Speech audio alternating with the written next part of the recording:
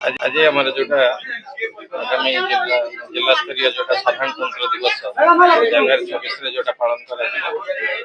प्रस्तुति बैठक होती बैठक आम समस्त विभाग अधिकारी माने तथा अन्य जो मैंने सीनियर सिटीजन और एनजीओ समस्ते पार्टिसिपेट करते आम डिटेल से दिन में जहाँ जहाँ प्रोग्राम अच्छी से डिटेल भाव डिस्कसन किपर श्रृंखलित भाव में आम कर समस्त डिसिप्लिन वे से दिन पालन कर अधिक रु अधिक संख्यार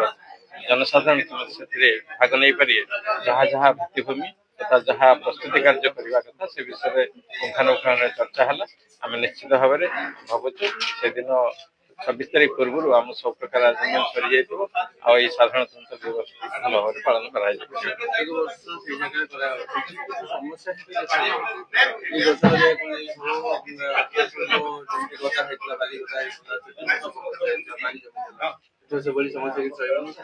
नहीं आम से आगु आम प्रस्तुत होकर